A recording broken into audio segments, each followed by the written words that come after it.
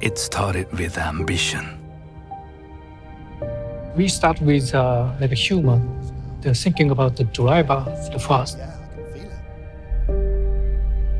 You know, you want to make them excited to come back to that space. The first of its kind, this is an SUV built from the ground up to stir emotion. Oh my God, it sounds epic as well. This is Mazda's most powerful vehicle yet. Finally, we can build the car we really, really want to build and not compromise.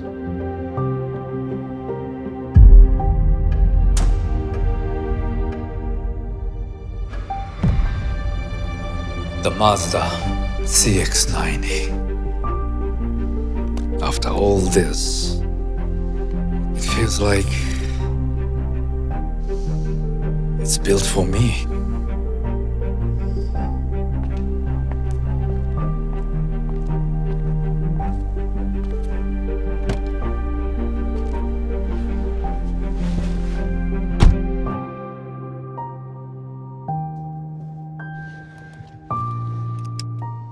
But now, I want to drive.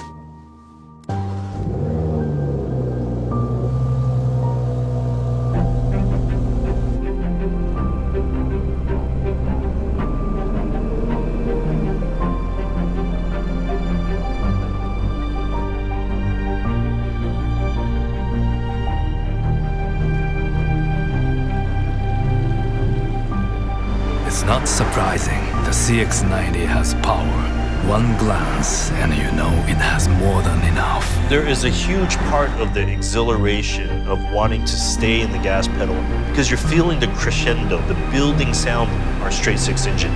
The longer you stay in it, the more rewarding it becomes. A daring contradiction. A vehicle this size shouldn't handle like this, but it does. KPC, kinematic posture control. We'll have software that monitors steering angle, speed, G-load, all these things, making you feel more settled to a point. Mazda's most powerful engine isn't alone. Mazda's first ever electrified plug-in hybrid delivers the same acceleration as the inline six, with even more efficiency. The bigger motor on the plug-in hybrid really just gives you that instant punch, max torque right away.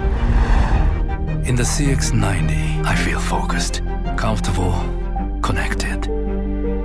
This is power and design perfectly aligned.